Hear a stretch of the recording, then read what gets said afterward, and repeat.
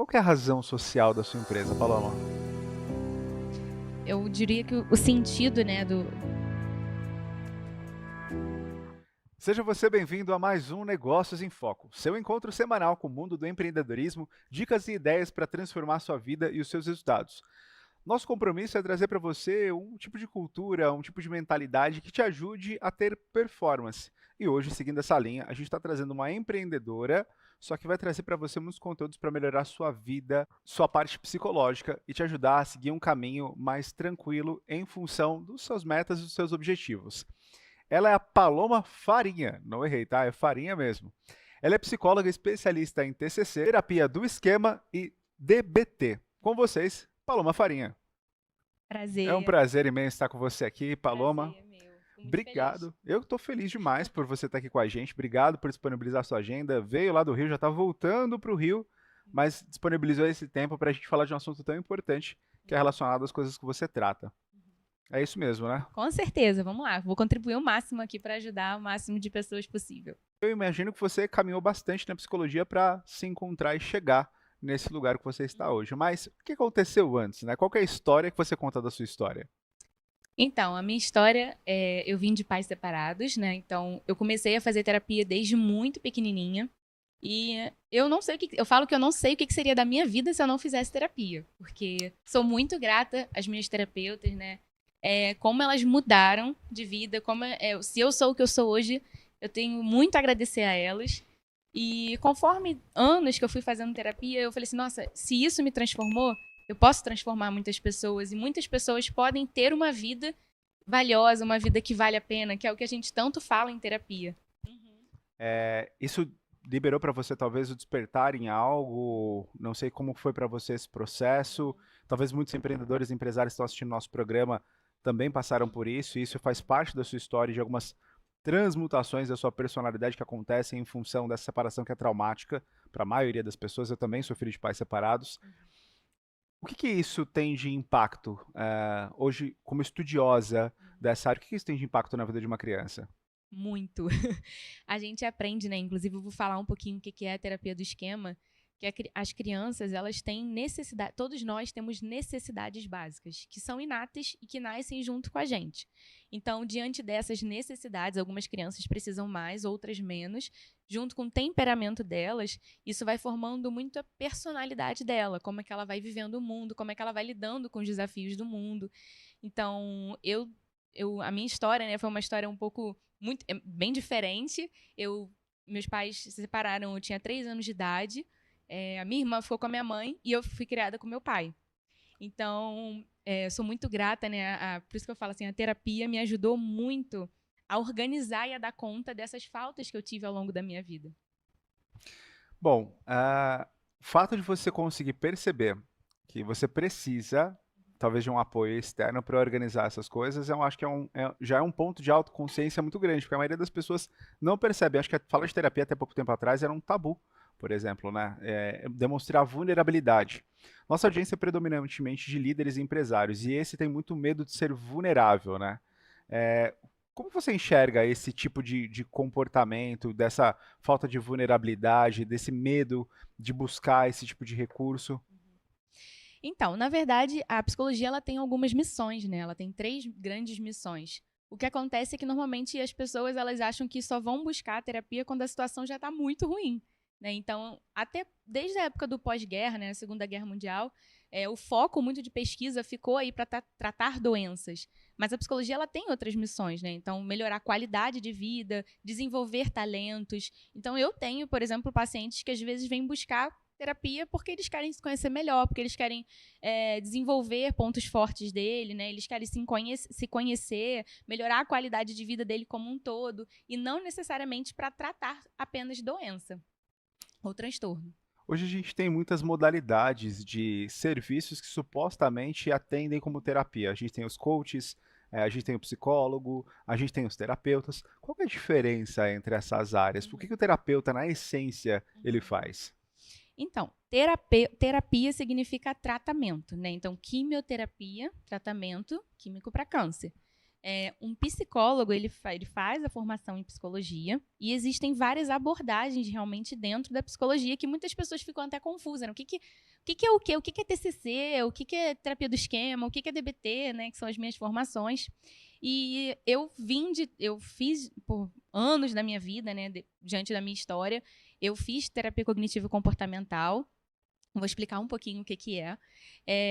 E eu sempre me encantei, eu falei, ó, eu quero buscar aquilo que tem maior evidência científica, aquilo que realmente tem pesquisa. E hoje o que a gente tem de maior evidência científica é a terapia cognitivo-comportamental. E aí eu fiz a minha primeira formação em terapia cognitivo-comportamental e aí eu comecei a sentir falta de algo a mais. Aqueles pacientes que às vezes chegavam para mim e falavam assim, Paloma, eu já entendi tudo da parte cognitiva. Eu já entendi meus pensamentos, já entendi como é que eu me sinto, já entendi como eu me comporto e como que isso me atrapalha, só que eu ainda sinto. E aí eu me conheci, eu já estudava na época da faculdade, né? Já participava de grupo de estudo em terapia do esquema, que é uma abordagem total emocional. Ela foi criada para aqueles pacientes refratários, né, que faziam a terapia e muitas vezes voltavam, porque, tá bom, já entendi tudo isso, mas eu ainda estou sentindo. E ela vai falar sobre necessidades básicas que a gente não teve atendidas ao longo da nossa vida. Então, como que essas necessidades, né, junto com o nosso temperamento e o que a gente vai vivendo, faz com que a gente pense da forma que a gente pensa, que a gente sinta da forma que a gente se sente. Como que você concilia tantas modalidades de terapia no seu consultório? Como que você consegue diagnosticar e entender que tipo de modalidade a pessoa precisa em função daquilo que ela está vivendo? Então, hoje em dia eu busco o que tem de maior, qual o padrão ouro para cada transtorno, né? Então, por exemplo, se a gente for pegar um transtorno de personalidade borderline, o que a gente tem de maior evidência hoje para tratamento é a terapia comportamental dialética. Para transtornos de personalidade, né, a terapia do esquema. Então, eu vou adaptando muito a necessidade do meu paciente. É muito comum eu receber pacientes, assim, às vezes chegam para mim, olha, eu não sei mais o que eu faço, já passei por várias terapias, nem nada do meu jeito. E aí eu começo a explicar para eles falam assim, cara, é isso que eu preciso. Eu tô me sentindo acolhida e eu tô conseguindo ver uma luz no fim do túnel. Então, eu fui me deparando com essas abordagens muito pela necessidade que foi aparecendo no consultório. Então, a terapia do esquema foi a minha primeira formação, né, depois da TCC. E eu via muito essa necessidade, muito pela história de vida, porque muito do que a gente é hoje, do que a gente sente, está relacionado com o que nosso temperamento, junto com essas necessidades que, se a gente for parar e pensar, ou se você for perguntar para a grande maioria das pessoas há quanto tempo elas sofrem com os problemas que elas têm na vida dela, muitas vezes elas sofrem com isso há muito tempo. Né? Não é uma coisa de agora. E com o tempo só vai piorando. E eu fui fazer minha terceira formação, né, em terapia comportamental dialética, quando eu tive uma paciente que ela estava muito desregulada emocionalmente. É uma abordagem para desregulação emocional. E eu falei assim, tá, e agora, né? O que eu preciso estudar algo a mais. E aí eu fiz a minha formação e essa paciente hoje, ela, assim como outros, né, que eu atendi em DBT, elas vivem uma vida normal. Elas conseguem viver e construir uma vida valiosa, que é o que eu sempre falo. Porque o meu objetivo como terapeuta, além de cuidar daquilo que não está legal hoje, é fazer com que você tenha uma vida que você olhe e fale assim, cara, vale a pena viver essa vida.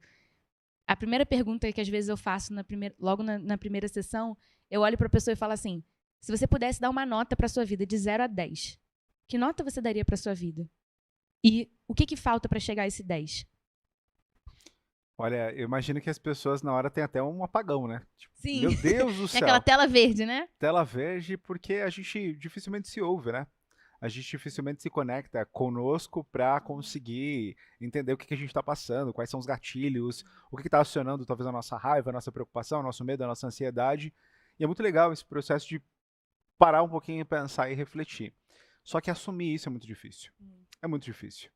E, de novo, a gente falando no começo do episódio, antes era um tabu, hoje as pessoas têm aceitado mais buscar esse tipo de ciência para conseguir melhorar os seus resultados, mas a gente ainda tem ambientes muito preconceituosos, e eu digo isso porque venho do ambiente dos negócios e tenho um certo preconceito ainda.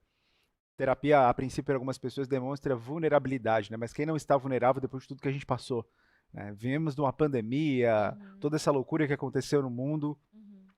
Quando uma pessoa ela é diagnosticada com a necessidade de ir para terapia? É um autodiagnóstico? Como abordar uma pessoa que precisa de terapia, por exemplo?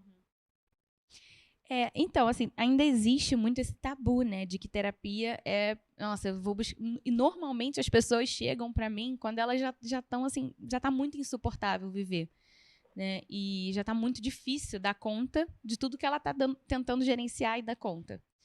Mas eu tento, né, divulgar muito e falar com as pessoas na minha volta, amigos, familiares, divulgar nas minhas redes sociais que terapia não é só para tratar aquilo que está muito ruim. É também para melhorar a qualidade de vida. Né? Então, se a gente pudesse. Faça essa pergunta assim: se vocês pudessem dar uma nota de 0 a 10 na vida de vocês, que nota vocês dariam? O que falta para chegar a esse 10? E aonde eu posso conseguir isso? Quais são as ferramentas? Quais são as pessoas que podem me ajudar nesse processo? O paciente que está no início da jornada do processo de terapia, talvez você faça perguntas para ele que ele realmente nunca pensou, é difícil para ele responder, então talvez exista ali até uma trava no início do processo. Como que você vai desenvolvendo isso para a pessoa poder se sentir à vontade e progredir? Então, de fato, essas perguntas às vezes geram aquela tela, e agora, né? Tela azul. E quando o paciente não sabe me responder essas perguntas, ou tem muita dificuldade em me responder, eu falo para ele, olha, tá tudo bem você se sentir assim. Pode ser algo muito novo para você ter ouvido isso. E se você ainda não sabe, a gente vai descobrir junto. Porque talvez a nossa primeira meta de terapia seja ter uma meta. Né? Seja pensar no que você quer desenvolver, o que você quer melhorar na sua vida. Porque alguma coisa te trouxe até aqui. E se alguma coisa te trouxe até aqui, é porque você quer mudar alguma coisa na sua vida. Alguma coisa não tá legal. E eu tô aqui para te ajudar justamente a entender e a gente melhorar ver o que a gente pode melhorar, né? Fazer com que, de novo, você tenha uma vida valiosa, fazer com que você tenha uma vida que você queira viver e que você queira ser protagonista dela. Eu acho que, não sei se é uma percepção correta, me corrija, inclusive, as redes sociais elas impactaram muito a nossa percepção de vida feliz e de propósito de vida. Claro que eu acredito fortemente que uma pessoa sem propósito, ela vive de forma vazia. Só que também existe uma pressão muito grande para que você declare esse propósito, assim, acordei de manhã já estou declarando meu propósito. E eu acho que isso aconteceu muito em função das redes sociais também. Existem muitos influenciadores, personalidades que falam, não, você tem que descobrir o seu propósito, é só isso que vai fazer você prosperar. Tá tudo bem, tá certo. Só que aumenta a pressão de quem tá perdido. E aí? Uma coisa que eu vejo muito nessa questão das redes sociais é que as pessoas elas confundem muito realização com sentido, que são Uau. coisas completamente diferentes.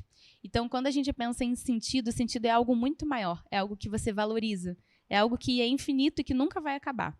Realização é uma realização por trás de algum sentido, trocar uma casa, trocar de carro, sei lá, receber um dinheiro que você não esperava, né? Comprar alguma coisa que você quer. Então, as pessoas, elas com as redes sociais, elas estão cada vez mais confundindo isso. E elas buscam constantemente esse estado de felicidade, esse ápice de felicidade, né, que é o que a gente chama de felicidade hedônica do momento. Sendo que é impossível uma pessoa ser feliz o tempo inteiro. É impossível alguém estar o tempo inteiro nesse estado de felicidade. Primeiro, porque o seu cérebro não aguenta, né? É impossível você ser feliz o tempo inteiro. E segundo, que quando a gente fala de valores, né, de algo que é valoroso, que traz sentido para a nossa vida, nem sempre, quando a gente está fazendo a atividade, vai ser algo prazeroso, vai ser algo gostoso de fazer. Só que o resultado depois é um resultado muito positivo. Então, vamos pegar um exemplo aqui, sei lá. Um valor para mim é saúde. Né? Eu ter uma boa saúde, ter uma boa qualidade de vida. E na hora que eu estou na academia, cara, não é legal, assim, eu tô fazendo força, eu tô sofrendo ali, machuca, né, levantar peso. Mas depois eu me sinto muito bem, porque isso tem um sentido muito maior para mim, isso tem um porquê de eu fazer tudo isso. E tem algumas pessoas que elas estão tão contaminadas por esse sentido de realização, de ter, né, que é uma felicidade que passa do momento, que isso não dá sentido, que elas às vezes nem conseguem identificar o que é valoroso para ela, o que é importante para ela, o que faz sentido. E aí, às vezes, a gente vai ter que trabalhar em descobrir quais são esses valores, né? Quais são os seus sentidos, o que é algo maior para você, o que é valoroso, porque valor nunca acaba. Valor é uma coisa que você vai estar sempre fazendo e sempre alimentando. Pessoal dos cortes aí, fica atento com esse corte aqui que foi extraordinário, viu? Ai, Esse que bom. aqui, esse aqui, realmente, realização e sentido é muito, muito diferente. Eu já tive algumas circunstâncias de trabalhar com empresários que chegaram no topo do seu segmento. Quando ele chegou, ele ficou infeliz. bateu tristeza, porque eu buscava tanto isso, esperando que a vida tivesse uma proporção diferente quando eu chegasse nesse lugar, que agora que eu cheguei, e talvez eu tenha deixado pessoas ao longo do caminho, eu tenha deixado coisas que eu gostava de fazer ao longo do caminho, família ao longo do caminho, que quando eu chego eu falo, caramba, não era bem isso. Perfeito. Tem uma frase do Clóvis de Barros Filhos que ele fala assim, normalmente as pessoas dizem assim, eu vou ser feliz quando alcançar isso, né? Sei lá, você está na escola, vou ser feliz quando eu sair do ensino fundamental. Aí você sai do ensino fundamental. Eu vou ser feliz quando eu entrar no ensino médio. Aí você entra no ensino médio. Eu vou ser feliz quando eu sair do ensino médio. Você sai do ensino médio. Eu vou ser feliz quando eu começar a minha faculdade. Você começa a faculdade.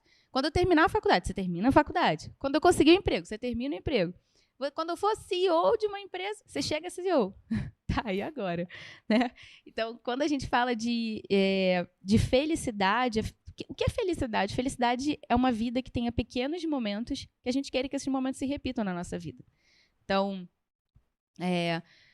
o que eu vejo muito as pessoas elas confundem muito isso, né? Essa questão da realização ali de bater uma meta, mas qual o sentido disso tudo, né? E os seus outros valores? Eu adoro a Disney, falo todos os meus pacientes, ou treinamento de habilidade, eu uso muito filme da Disney. E eu gosto muito do filme do Divertidamente para falar sobre valor. Porque quando a gente pensa no filme do Divertidamente, ele tem lá as ilhas da Riley, né, que é a personagem do filme. E aí tem a Ilha da Brincadeira, a Ilha do Rock, a ilha... E aí eu pergunto para os pacientes, quais são as suas ilhas? Porque trabalho, muitas vezes, pode ser uma ilha. Mas quais são essas outras ilhas? Né? O que te alimenta diariamente? Quando eu sei que eu estou progredindo na terapia, porque a gente passa por tantas adversidades que não é uma hierarquia, né? Resolvi uma, sumiu. Não, vai vir de outras formas, de diferentes momentos. Quando eu sei que eu estou progredindo, talvez eu possa interromper por um período esse processo terapêutico, ou não, é permanente, eu tenho que voltar sempre.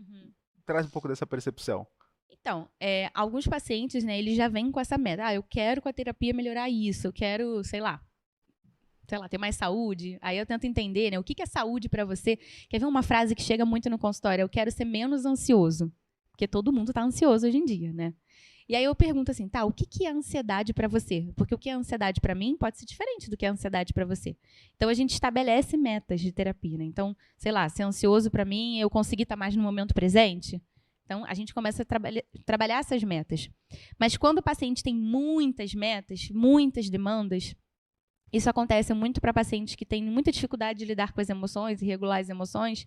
Existe uma hierarquia de alvo que a gente trabalha dentro da terapia. Então, primeira hierarquia de alvo, comportamentos que interferem a sua vida, que está diretamente relacionado à sua vida. Por quê? Porque não existe terapia para quem está morto. Sim. Né? Então, a primeira coisa que a gente tem que trabalhar é comportamentos que estão colocando a vida do paciente em risco. Segunda hierarquia de alvos, comportamentos que interferem na terapia. Porque tanto eu quanto o paciente, ele tem que estar seguro. Porque terapia mexe com a sua coerência. Mexe faz você questionar sobre as coisas. Então, tanto eu quanto o paciente, ele tem que estar em segurança. E ele confiar em mim, que vai levar um tempo para a gente construir essa relação, e eu também estar segura ali naquele processo. E a terceira hierarquia de alvos são comportamentos que interferem a qualidade de vida. E aí, normalmente, muitas vezes tem muitas metas dentro dessa qualidade de vida. E aí a gente trabalha por onde é menos difícil, né? Anota todas essas metas e por onde a gente vai começar. Por onde você acha que é menos difícil de você começar. Olha, te ouvindo falar, eu imagino que nas sessões, são sessões, certo? Uma Sim, hora, uma hora e meia, 2 horas? 50 minutos, 50 mas minutos. eu confesso que às vezes passa um pouquinho, que eu Imagino. adoro.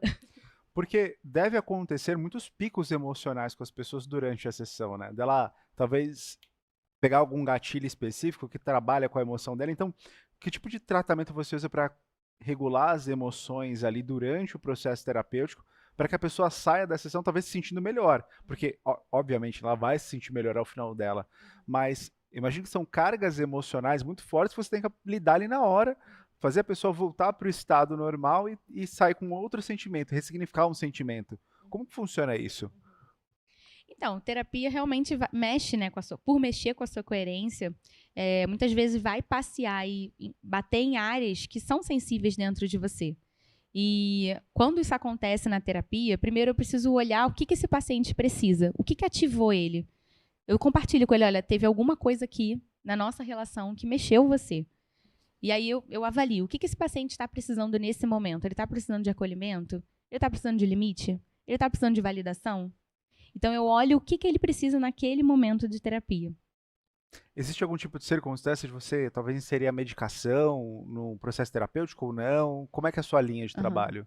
Então, tem pacientes que a gente não tem como trabalhar sem medicação. Tem pacientes que exigem ali que num primeiro momento, né, ou às vezes por um período de tempo, que ele faça a medicação para dar uma segurada. Medicação, ele não trata a causa, ele vai tratar os sintomas. Então, eu falo que é como se fosse, sei lá, vamos pensar você está com um canal no dente, você está com muita dor no dente. E aí, você vai tomar um analgésico para você não sentir mais dor. Só que quando você toma esse analgésico, o canal continua. A dor diminui, mas o canal continua. Você vai ter que ir no dentista. A mesma coisa, muitas vezes, é quando a gente pensa na medicação, né, em alguns casos. Todo caso é um caso, a gente tem que avaliar. E o processo de terapia. A medicação ela vai dar uma segurada ali, muitas vezes, no sintoma, no que a pessoa está sentindo, para a gente conseguir intervir de uma forma mais efetiva. Tem algum sinal de alerta para mim, por exemplo, entender das minhas emoções e falar, não, cara, isso aqui eu preciso de terapia?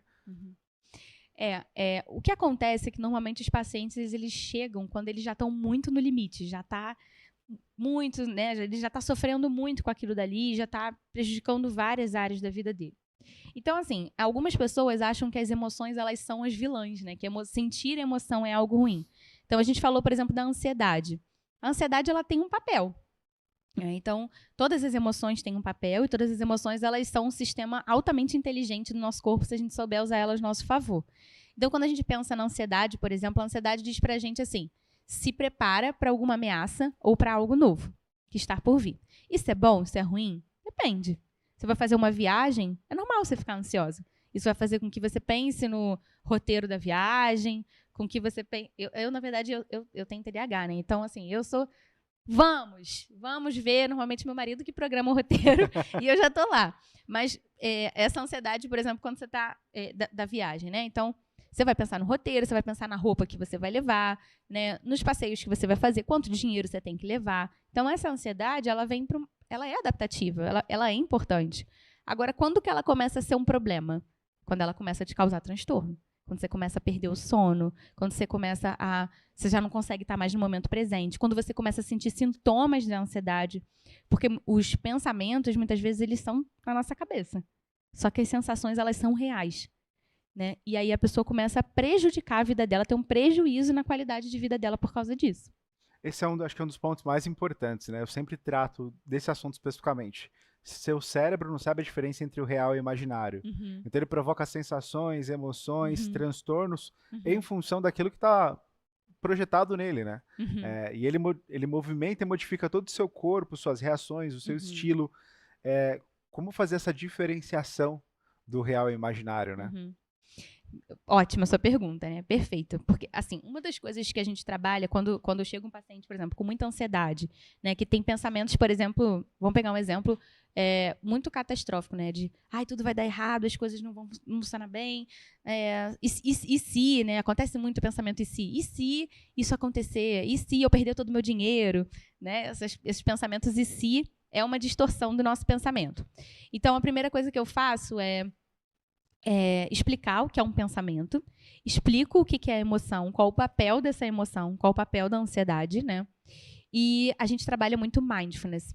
O que é o mindfulness? É trazer a sua atenção para o momento presente. Existe uma diferença muito grande em eu dizer assim, eu sou burra, e eu dizer assim, eu tive o pensamento de que eu sou burra. Isso é totalmente diferente. Você se descola do pensamento. Então, quando a gente trabalha mindfulness, o paciente começa a olhar a sua vida de fora, a enxergar seus pensamentos não como reais, mas como pensamentos. Porque se eu pensar, sei lá, se eu pensar um hambúrguer, não tem um hambúrguer agora aqui na minha mão. Isso está no meu pensamento, né? Então, a mesma coisa, e se eu ficar pobre, e se eu perder todo o meu dinheiro, isso não está acontecendo agora. Isso é um pensamento que eu estou tendo. Né? Então, você conseguir separar que isso não é real, você conseguir olhar de fora para isso ajuda muito, diminui muito a ansiedade. Você consegue estar mais no momento presente. O que está acontecendo aqui e agora? Porque isso é mindfulness. Algumas pessoas confundem mindfulness com meditação, né, com relaxamento, e não é. Mindfulness é eu trazer a minha atenção para o momento presente. O que está no passado, está no passado. O que está no futuro ainda não aconteceu. O que está acontecendo é o que está acontecendo nesse momento. Né? Nesse momento eu estou aqui olhando para você, eu estou respondendo o que você está me perguntando, e não interessa o que eu vou almoçar depois, o que eu vou jantar depois, né? Qual é a lista do supermercado, quais são os boletos que eu tenho que pagar.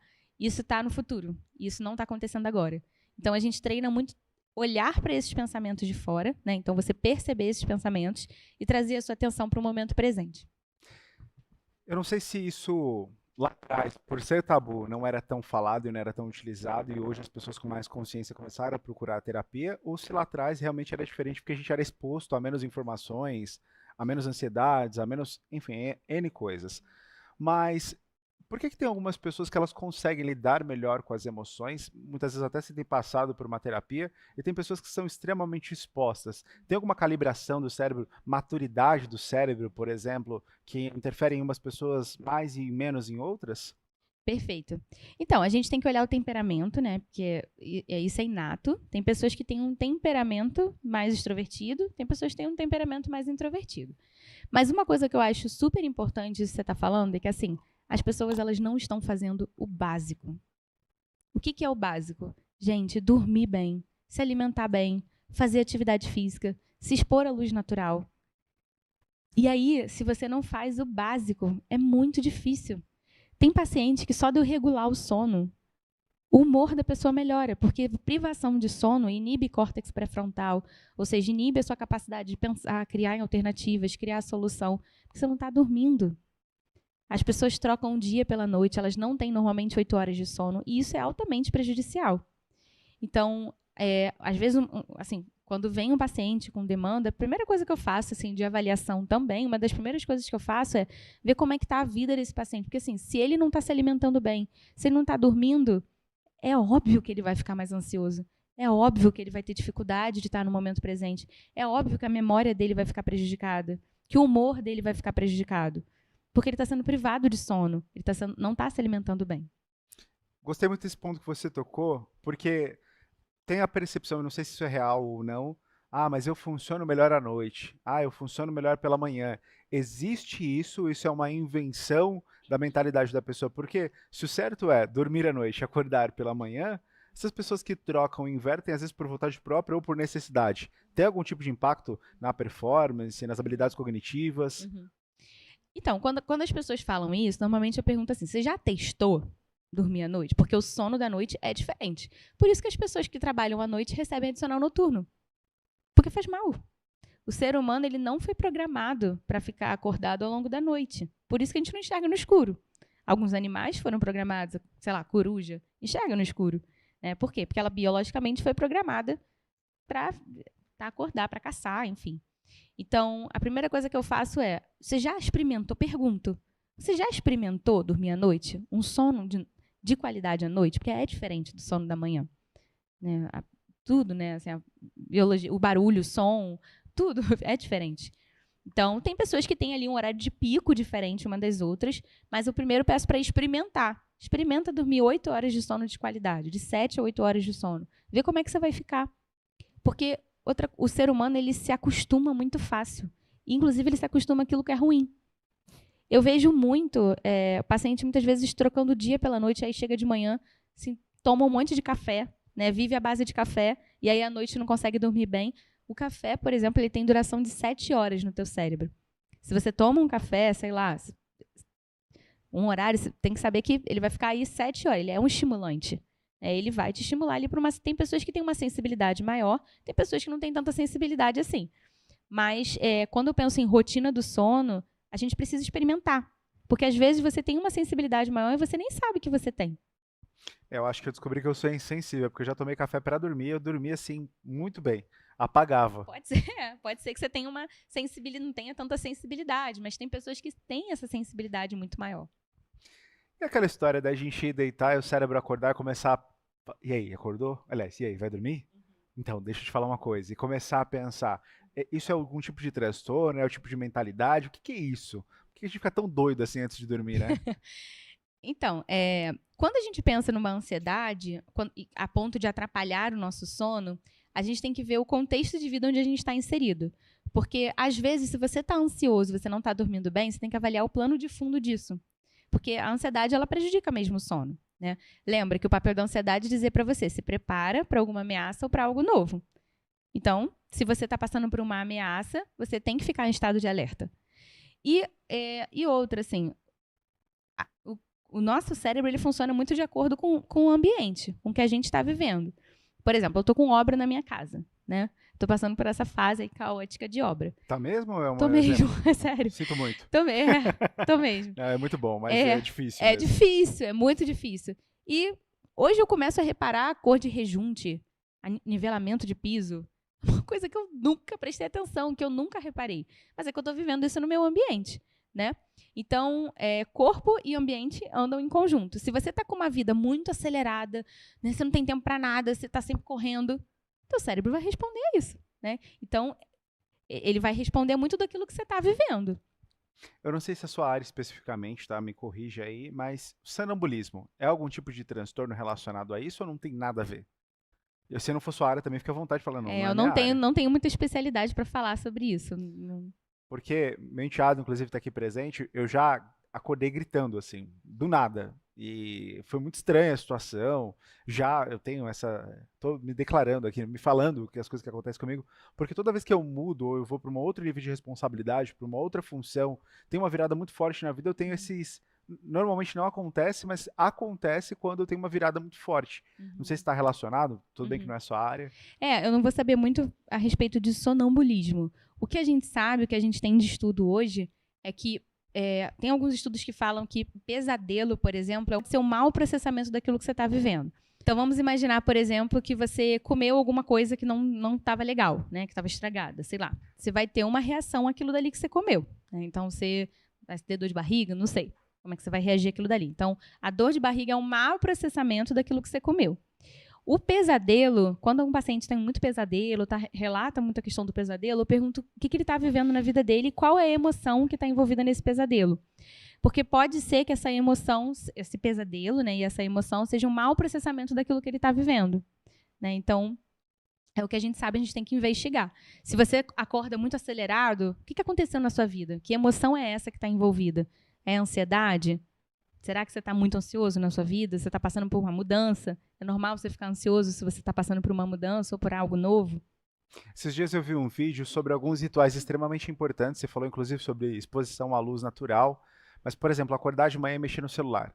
Antes de dar um tempo para o seu cérebro raciocinar, antes de tomar um café, antes de se expor a uma luz natural e já mexer no celular, que é o que quase todo mundo faz, porque a gente também só desperta hoje com o celular, né? Se não for o celular, esquece, ninguém acorda. Então, a gente já tem a tendência a desligar o despertador e começar a mexer nas redes sociais, por exemplo, ou WhatsApp, etc. Isso também atrapalha a nossa performance? Com a questão à luz natural, né? O que eu vejo, às vezes, já aconteceu, já chegou para mim, por exemplo, um paciente que falava assim: eu acordo, sei lá, 8 horas da manhã, mas eu fico com sono o dia inteiro, eu não consigo me despertar. Aí eu pergunto: tá, me conta, o que você fez exatamente? Acordei, fiquei no celular, liguei o computador, fiquei trabalhando. Tá, você abriu a janela do seu quarto, você... Não. Então, mas é difícil você despertar, porque a luz natural joga substâncias dentro do seu cérebro que vão te despertar. Essa luz artificial, ela não tem como. É uma intensidade de luz muito diferente da luz natural, mesmo em dias nublados. Então, às vezes, só de eu falar para o paciente assim: abre a janela, deixa a luz natural entrar. Você não precisa ficar ali exposto ao sol, mas deixa teu olho, deixa essa luz entrar no teu olho. Porque os nossos olhos é a parte externa do nosso cérebro. Então, por isso que até é alto países que não têm muita incidência de luz solar, né, existe uma maior incidência de depressão, né? As pessoas elas têm uma luz artificial mais forte para tentar imitar a luz natural. Nossa, eu não imaginava os impactos que existem. Bom, chegando numa reta final aqui da nossa conversa, está muito boa, espero que as pessoas de casa estejam gostando de entender um pouco mais. Quando você tomou a decisão de entrar nessa área, você sentiu que a sua vida tinha dado certo? A partir do momento que você, não sei se foi com o primeiro paciente ou dentro de uma aula, mas falou: é isso aqui, é isso aqui realmente que vai fazer com que eu exerça o meu propósito.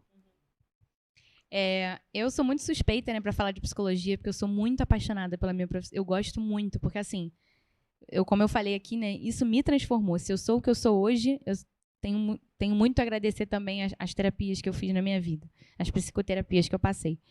Mas o senso de eu falar assim, caramba, isso realmente tá